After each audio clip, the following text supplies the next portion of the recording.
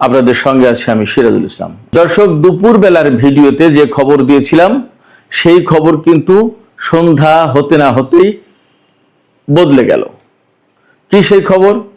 Saudi আরব এবং আমেরিকার মধ্যকার পরমাণু চুক্তি বদলে গেল কেমন করে?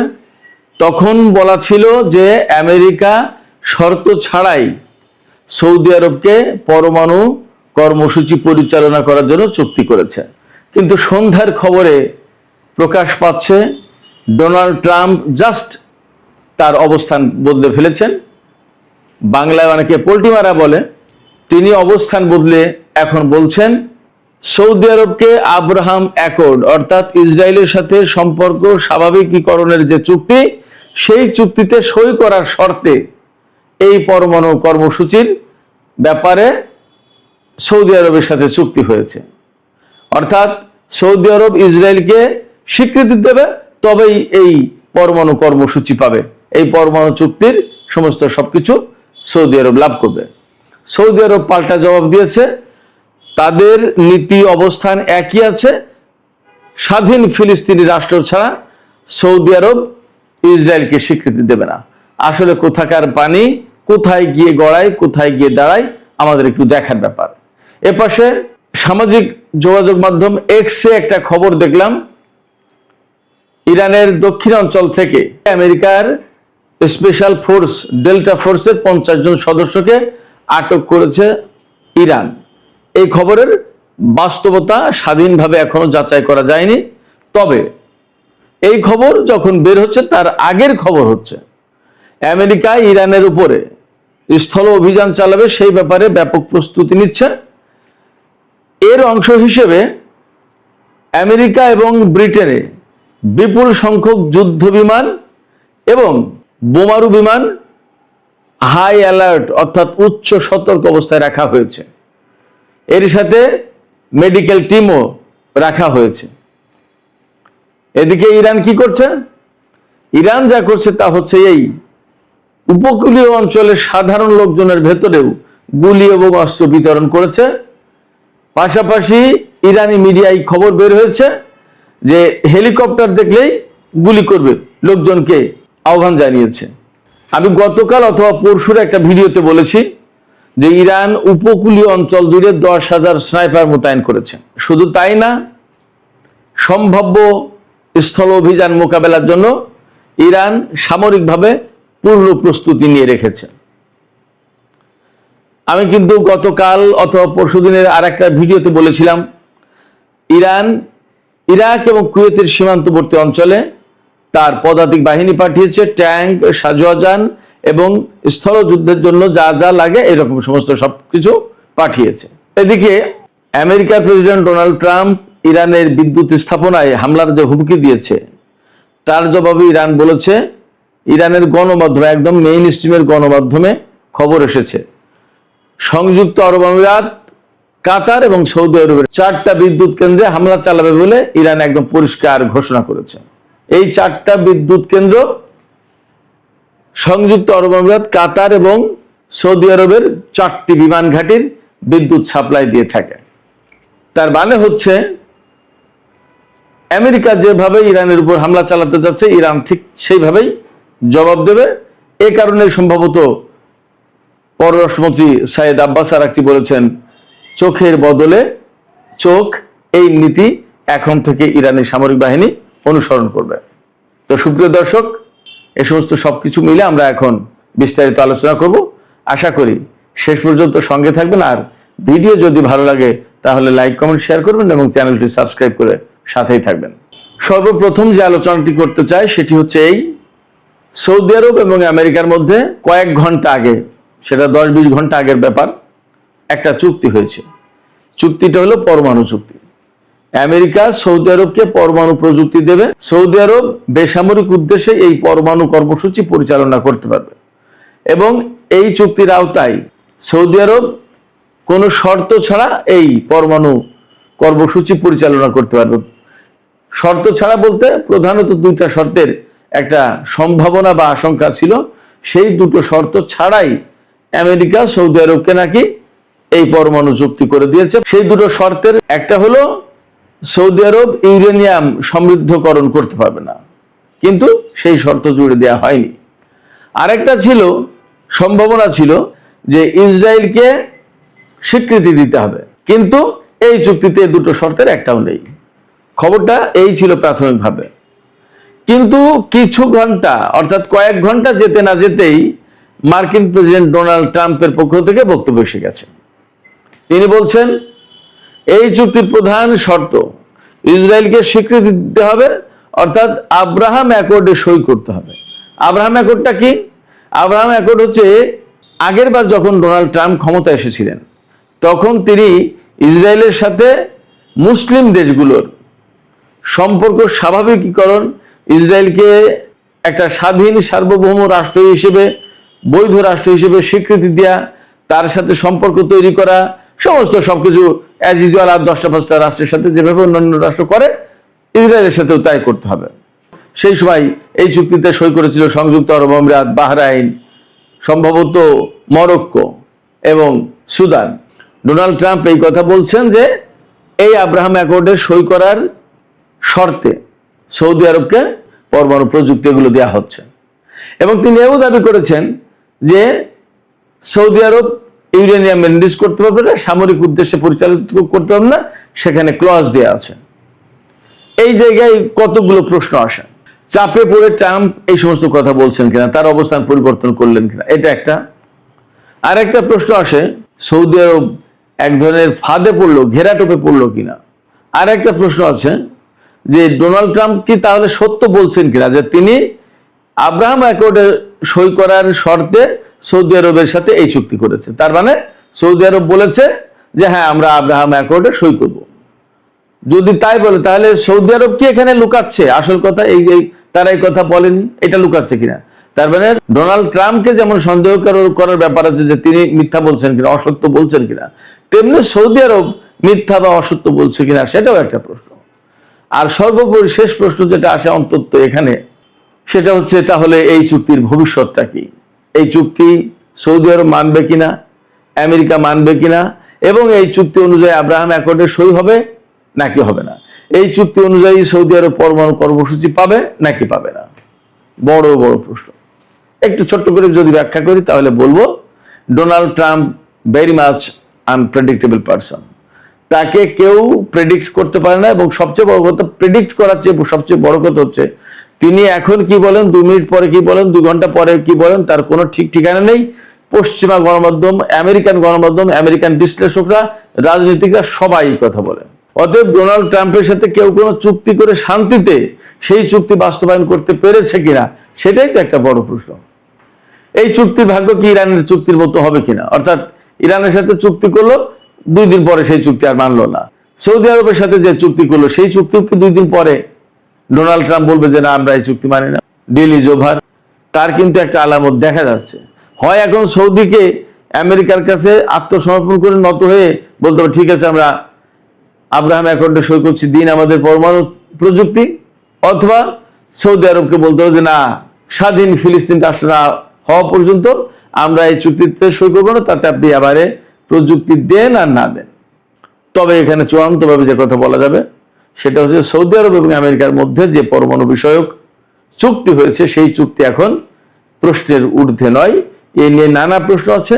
সবচেয়ে বড় প্রশ্ন হচ্ছে এই চুক্তি করতে গিয়ে সৌদি আরব আমেরিকার কাছে নতুন করে ফাঁদে পড়লো কিনা। সময় বলবে, আমরা অপেক্ষা করি। সুপ্রিয় দর্শক, এবার ইরান আমেরিকা এই প্রসঙ্গে চলে আসি। খুব সম্প্রতি রিপোর্ট বের হয়েছে, মার্কিন কেন্দ্রীয় গোয়েন্দা সংস্থা যেটা সিআইএ, তাদের কয়েকটা ঘাঁটিতে হামলা চালিয়ে তছনছ করে দিয়েছে ইরান। সেই ঘাঁটিগুলো কোথায়? সেই ঘাঁটিগুলো মধ্যপ্রাচ্যের দেশে, সৌদি আরব থেকে শুরু করে বিভিন্ন দেশে সিআইএর ঘাঁটি আছে। এই সমস্ত ঘাঁটি শনাক্ত করে ইরান তার অনেকগুলোতে হামলা চালিয়েছে। বলা হচ্ছে কমপক্ষে 2টো, আর বেশি হলে 12টা। এটা একটা অবস্কিউর অবস্থা রাখলো যে 2টো অথবা 12টা, মানে 1 আর 100 এরকম হয়ে গেল। তো বেশ কিছু ঘাঁটিতে যে হামলা চালিয়েছে কথা সত্য, এবং এই হামলা ইরান কি করে চালালো এতটা টু দা পয়েন্টে, এটা নিয়ে গবেষণা করছে আমেরিকা, তদন্ত করছে, এবং তারা প্রাথমিকভাবে দোষারোপ করছে যে রাশিয়া এই গোয়েন্দা তথ্য দিয়ে ইরানকে হেল্প করেছে। আমেরিকা বা পাশ্চাত্যের একটা সমস্যা হচ্ছে ইরান যে নিজেরা গোয়েন্দা তথ্য সংগ্রহ করে কাজ করতে পারে এটা তারা বিশ্বাস করতেছে না। ইরান যে সামরিক দিক দিয়ে অনেক বেশি শক্তিশালী হয়েছে এবং তাদেরকে যে বড় রকমের বিপদে ফেলতে পারে এগুলো তারা স্বীকারই করতেছে না। তারা সবসময় ইরানকে আন্ডার এস্টিমেট করে এবং ইরানকে ছোট দুর্বল একটা অচ্ছুত দেশ হিসেবে দেখাতে চায়। কিন্তু মধ্যপ্রাচ্যে যে ইরানের কাছে তারা এত বিরাট চ্যালেঞ্জের মুখে পড়েছে একথা তারা স্বীকার করতে চায় না, দেখছে বাট প্রকাশ করবে না। কেন? তাদের সম্মান যাবে, তাদের প্রভাব প্রতিপত্তি সব শেষ হয়ে যাবে, তাদের যে একক কর্তৃত্ব আধিপত্য এটা শেষ হয়ে যাবে। কিন্তু একটা কথা আছে না, বাংলায় একটা প্রবাদ আছে যে অন্ধ হলে কি প্রলয় বন্ধ হয়, অর্থাৎ আপনি চোখ বন্ধ করে থাকলেন কিন্তু দুনিয়া ধ্বংস হয়ে যাচ্ছে, সেই ধ্বংস হওয়া কি বন্ধ হবে? হবে না। আমেরিকা যতই ইরানকে অস্বীকার করুক, তার সামরিক সক্ষমতা, তার গোয়েন্দা সক্ষমতা, তার অস্ত্রের সক্ষমতা এই সমস্ত নিয়ে যত কথাই বলুক, বাট রিয়েলিটি হচ্ছে ইরান এমন একটা পর্যায়ে গেছে যেখান থেকে আমেরিকাকে প্রতিদিন প্রতি মুহূর্তে চ্যালেঞ্জের মুখে পড়তে হচ্ছে। এইরকম একটা চ্যালেঞ্জের মুখে কি পড়লো আমেরিকা ইরানের দক্ষিণাঞ্চলে? সামাজিক মাধ্যম এক্সে একটা খবর দেখলাম, সত্য মিথ্যা আমি জানি না, আমি একদম অ্যাকুরেট খবর বলছি না, দেখলাম খবরটা সত্য হতে পারে মিথ্যাও হতে পারে, স্বাধীনভাবে যাচাই করা যায়নি। আমি আপনাদেরকে আর একটা কথা বলে রাখি, এখন মেইন স্ট্রিম চ্যানেলে যত খবর বের হয় তার চেয়ে অনেক বাস্তব খবর বের হয় সামাজিক যোগাযোগ মাধ্যম, ফেসবুক, টুইটার, টেলিগ্রামে, ইনস্টাগ্রামে, ইউটিউবে, এটা আপনারা অনেকেই জানেন। এবং সারা বিশ্বের টেলিভিশন চ্যানেলগুলো, পত্রপত্রিকা অনেক কিছুই মায়ের খেয়ে গেছে এই সমস্ত মিডিয়ার কারণে, এবং সেই খবরগুলো কিন্তু পরবর্তীতে বাস্তব হয়, এটা দেখা যায়। তো যাই হোক, আমি এখনো বলছি না যে দক্ষিণ অঞ্চলে 50 জন ডেল্টা ফোর্সের সদস্যকে আটক করেছে ইরান, বাট খবর এমন দেখলাম যদি এরকম হয় তাহলে আমি ব্যক্তিগতভাবে অবাক হব না। এই কারণে ইরান অনেকদিন থেকেই প্রস্তুতি নিয়ে রেখেছে যে দক্ষিণ অঞ্চলে এই যে আমেরিকা হামলা চালাচ্ছে, এই হামলার মধ্য দিয়ে মূলত দক্ষিণ অঞ্চলটাকে, ইরানের সামরিক বাহিনীর সক্ষমতাকে ধ্বংস করে দিয়ে সামরিক বাহিনীকে ভেতরে ঢুকে দিয়ে এই অঞ্চল দিয়ে আমেরিকার সেনা স্থল অভিযান শুরু করবে। কিন্তু ইরান ঠিকই বুঝতে পেরেছে এবং তার প্রস্তুতি কিন্তু আগেই নিয়ে রেখেছে। আমি গত কাল বা পরশু বলেছি যে ইরানের দক্ষিণ অঞ্চলে 10,000 স্নাইপার মোতায়েন করা হয়েছে সেনাবাহিনী থেকে, এবং কুয়েত ইরাক সীমান্তে কিন্তু তারা সাজোয়াজান ট্যাঙ্ক এগুলো পাঠিয়েছে। তার মানে তাদের কিন্তু আমেরিকাকে মোকাবেলার প্রস্তুতির অংশ হিসেবে এগুলো করেছে, এটা পরিষ্কার দেখতে পাচ্ছি আমরা। সেক্ষেত্রে 50 জন মার্কিন ডেল্টা ফোর্সের সদস্যকে যদি আটক করে তাতে অবাক হওয়ার কিছু থাকবে না, এবং আমেরিকা যদি সত্যি সত্যি সেনা পাঠায় রেকি করার জন্য, অর্থাৎ পরিস্থিতি জানা বোঝার জন্য, তাতেও অবাক হওয়ার কিছু থাকবে না, অসম্ভব কিছু না। এবার আমি এই আলোচনার প্রথম দিকে বলেছিলাম যে ইরানের উপকূলীয় অঞ্চলের বা দক্ষিণ অঞ্চলের খুজেস্তান প্রদেশের এই সমস্ত জায়গার লোকজনকে এইরকম বলা হচ্ছে, আহ্বান জানানো হচ্ছে। ইরানের গণমাধ্যমে খবর, এই সমস্ত এলাকার সাধারণ জনগণকে বলা হয়েছে হেলিকপ্টার দেখলে যাতে গুলি করে। তার মানে ইরান খুবই ধারণা করছে বা আশঙ্কা করছে যে যে কোনো মুহূর্তে আমেরিকা ইরানের ভেতরে স্থল অভিযান চালাবে, এবং সেই কারণে উপকূলীয় অঞ্চল, বিশেষ করে হরমুজগান প্রদেশের লোকজনের ভেতরে গুলি এবং ছোটখাটো আগ্নেয়াস্ত্র, পিস্তল, রিভলভার বা শর্টগান, হ্যান্ডগান এই সমস্ত বিতরণ করা হয়েছে। তার মানে হচ্ছে আমেরিকা যদি স্থল অভিযান চালায় তাহলে তারা, মার্কিন সেনারা ইরানের ভেতরে গণ প্রতিরোধের মুখে পড়বে। এই স্থল অভিযানের ব্যাপারে আমেরিকার পক্ষ থেকে কিছু কিছু সিগন্যাল পাওয়া যাচ্ছে। আমেরিকা এবং ব্রিটেনে বহু সংখ্যক যুদ্ধ বিমান এবং বোমারু বিমান প্রস্তুত রাখা হয়েছে। গতকাল তো খবর বেরিয়েছিল যে ইরানের উদ্দেশ্যে আমেরিকার B-1 বোমারু বিমান পাঠানো হয়েছে। তো আমেরিকার এই যে এই সমস্ত ফাইটার জেট এবং বোমারু বিমান যে প্রস্তুত রাখা হয়েছে এগুলো কিন্তু সিগন্যাল। তার মানে স্থল অভিযান চলবে এবং বিমান বাহিনী সাপোর্ট দেবে স্থল বাহিনীকে, মার্কিন ডেল্টা ফোর্স বা মেরিন কোর বা আরো যে সমস্ত স্পেশাল ফোর্স আছে তারা অভিযান চালালে তখন হেল্প করবে। এবং এই জন্য মেডিকেলের একটা বিরাট বড় টিম, 150 ডাক্তার নার্সের একটা বড় টিম তারা রেডি করেছে, এমন খবর আছে। এবং আমেরিকা বুলগেরিয়াকে বলেছে যে তোমাদের ঘাঁটি দিতে হবে আমাদের ইরানের উপর হামলা চালানোর জন্য। আপনারা সবাই জানেন মধ্যপ্রাচ্যের ঘাঁটিগুলো থেকে মোটামুটি প্রায় বিদায় হওয়ার কাছাকাছি। গত রাতে খবর দেখলাম, আমি দুপুর ভিডিওতে বলেছি আলুদেদ ঘাঁটি থেকে মার্কিন সেনারা চলে গেছে ঘাঁটি খালি করে। আজকে আর একটা খবর দেখলাম, সম্ভবত প্রিন্স ফয়সাল এয়ারবেজ সেই ঘাঁটিও ছেড়ে গেছে, অথবা মোয়াফাক আল সালতে যে কোনো একটা ঘাঁটি একদম ক্লিয়ারলি কমপ্লিটলি খালি করে ফেলেছে। সেখানে মার্কিন সেনা তাদের বিমান ড্রোন কোনো কিছুই রাখেনি। তো বুলগেরিয়াকে আমেরিকা তাদের বিমান ঘাঁটি ব্যবহারের সুযোগ দিতে বলেছে এবং বুলগেরিয়া রাজি হয়েছে। বুলগেরিয়া হচ্ছে নেটোভুক্ত একটা পূর্ব ইউরোপের দেশ, এবং পূর্ব ইউরোপের যে সমস্ত দেশ নেটোতে জয়েন করেছে তারা আমেরিকার অনেক বেশি অনুগত। ইরান বুলগেরিয়াকে সতর্ক করেছে যে ঘাঁটি দেওয়ার ব্যাপারে সতর্ক থাকো। ইরানের নীতি হচ্ছে কি, যে যেখান থেকে হামলা হচ্ছে সেই জায়গায় ইরান হামলা চালায়। বুলগেরিয়া থেকে যদি আমেরিকা হামলা চালায় তাহলে বুলগেরিয়ার উপর কিন্তু ইরান হামলা চালাতে পারে। তার মানে তখন নেটো জোটের আর একটা দেশ যুদ্ধের ভেতরে জড়িয়ে গেল, তখন হয়তো নেটো জোটের প্রশ্ন আসতে পারে একদম পুরো যুদ্ধে জড়িয়ে যাওয়ার। যদি তাই হয় তখন চীন রাশিয়ার ভূমিকা কি হবে তা কিন্তু একটা বড় প্রশ্ন। তার মানে বিশ্বযুদ্ধ কি আসন্ন সে একটা প্রশ্ন এই প্রেক্ষাপটে দাঁড়িয়ে যাচ্ছে। এরই মধ্যে ইরান ৫,৫০০ কিলোমিটার পাল্লার ক্ষেপণাস্ত্রের পরীক্ষা চালিয়েছে। কেন? বুলগেরিয়াকে শুধু উদ্দেশ্য করে নয়, নতুন ব্রিটিশ প্রধানমন্ত্রীর কাছে ব্রিটেনের ঘাঁটি এবং ডিয়াগো গার্সিয়া ঘাঁটি যেটা ব্রিটিশ অধীনে, সেই ঘাঁটি ব্যবহারের জন্য চাপ সৃষ্টি করেছে। কেয়ার স্টারমার দেয়নি, এই নতুন প্রধানমন্ত্রী দিয়েও দিতে পারে। যদি দেয় তাহলে ডিয়াগো গার্সিয়া ঘাঁটিতে ইরানের হামলার প্রশ্ন আছে, তখন একটু দূরবর্তী পাল্লার ক্ষেপণাস্ত্র প্রয়োজন। সেই জন্য ইরান হয়তো এই ৫,৫০০ কিলোমিটার পাল্লার ক্ষেপণাস্ত্রের পরীক্ষা চালিয়েছে। ইরান থেকে বুলগেরিয়ার দূরত্ব ১৮০০ কিলোমিটার থেকে ২,০০০ বা ২,৩০০ কিলোমিটারের ভিতরে। আর ব্রিটেন কতটুকু আমি জানি না, সম্ভবত ৫,৫০০ কিলোমিটার হতে পারে। আবার ডিয়াগো গার্সিয়া ঘাঁটি সম্ভবত ৩৮০০ বা ৪,০০০ কিলোমিটার। তার মানে ৫,৫০০ কিলোমিটার পাল্লার ক্ষেপণাস্ত্র হলেই ইরান সব কাভার করতে পারে। যদি এই সমস্ত ঘটনাগুলো ঘটে তাহলে যুদ্ধের বিস্তৃতি মারাত্মকভাবে বেড়ে যাবে। এবং আমি যে বললাম, বুলগেরিয়া যদি যুদ্ধে জড়িয়ে যায়, ইরান যদি বুলগেরিয়ায় হামলা চালায় আর বুলগেরিয়া যদি রিয়াক্ট করে, তাহলে নেটো জোটের কিন্তু তখন যুদ্ধে জড়িয়ে যাওয়ার প্রশ্ন। অবশ্যই আমেরিকাকে প্রথম যুদ্ধে নেটো জোট বা ইউরোপীয় ইউনিয়ন সমর্থন দেয়নি, এখন নতুন করে দেবে কিনা সেটা সময় বলবে, দেখা যাক। এদিকে আমি আর একটা খবর বলেছিলাম যে মার্কিন প্রেসিডেন্ট ডোনাল্ড ট্রাম্প যে বলেছেন যে হরমুজ প্রণালীতে আর যদি একটা জাহাজে হামলা চালানো হয় তখন আমরা একটা সেতু অথবা একটা বিদ্যুৎ কেন্দ্রে হামলা চালাবো ইরানের। গত রাতে ইরান যে হামলা চালিয়েছে সেটা কিন্তু মার্কিন জাহাজ, মার্কিন তেলবাহী জাহাজে। এর জবাবে কিন্তু ইরানের কোনো বিদ্যুৎ স্থাপনায় হামলা চালিয়েছে তা কিন্তু জানা যায়নি, পাওয়া যায়নি খোঁজ। আমেরিকার যে হুমকি, এই হুমকির জবাবে ইরান কিন্তু বলে রেখেছে আমেরিকা যদি ইরানের বিদ্যুৎ কেন্দ্রে হামলা চালায় তাহলে ইরান মধ্যপ্রাচ্যের অন্তত ৪টি বিদ্যুৎ কেন্দ্রে হামলা চালাবে। সেই বিদ্যুৎ কেন্দ্রগুলোর একটি হচ্ছে আল তাওবিলা বিদ্যুৎ কেন্দ্র, এটা দুবাইয়ে সংযুক্ত আরব আমিরাতে অবস্থিত। এই বিদ্যুৎ কেন্দ্র থেকে আল জাফরা বিমান ঘাঁটিতে বিদ্যুৎ সরবরাহ করা হয় আমেরিকার ঘাঁটিতে। আর একটা বিদ্যুৎ কেন্দ্রের নাম হচ্ছে দেওয়া DWA।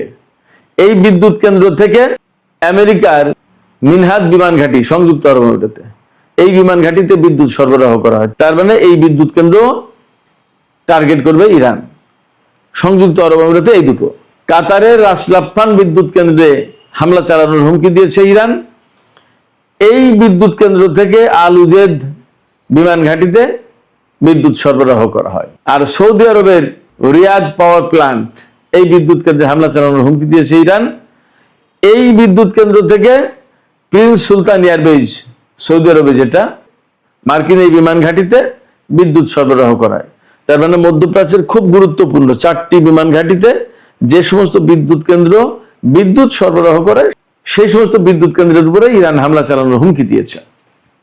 তো সামগ্রিক পরিস্থিতিতে যা বোঝা যাচ্ছে, মধ্যপ্রাচ্যে আমেরিকার অবস্থা যথেষ্ট নাজুক। ইরান এখন যে কথা বলছে যে মধ্যপ্রাচ্য থেকে সম্পূর্ণভাবে মার্কিন সেনা চলে না যাওয়া পর্যন্ত এই হামলা বন্ধ হবে না।